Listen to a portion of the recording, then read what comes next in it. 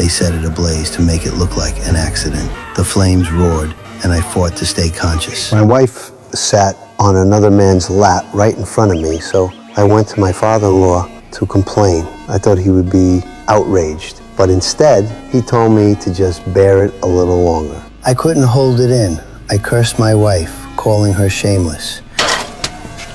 He pointed a finger at my face, telling me to watch my mouth, as if I was the one who had done something wrong. People nearby were smirking, enjoying the show.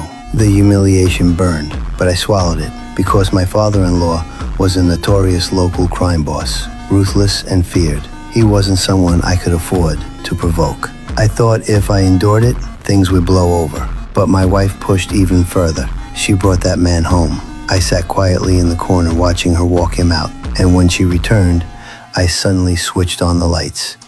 What the fuck? I wanted her to know I was fully aware of what she was doing, that I was just trying to give her some dignity. But she showed no shame at all. Instead, she insisted they had just been talking. I ignored her and went upstairs. Our marriage had already crumbled, but I still couldn't stop worrying about my son. Then she made her move. Her father came to me demanding that I file for divorce and leave my son with them. I could give up everything else, but not my boy. I refused and walked away. The next day, 2 of his men showed up and took me and my son to an amusement park where the crime boss was waiting. He sent my son off to play with his men, then told me he wanted to talk alone.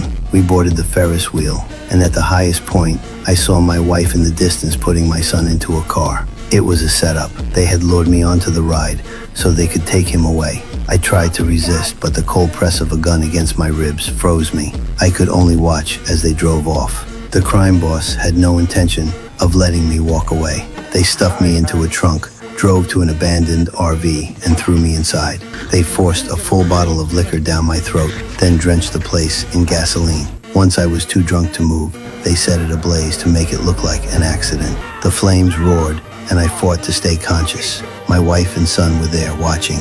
Then one of his men shot me twice, but I didn't die. That was just the beginning.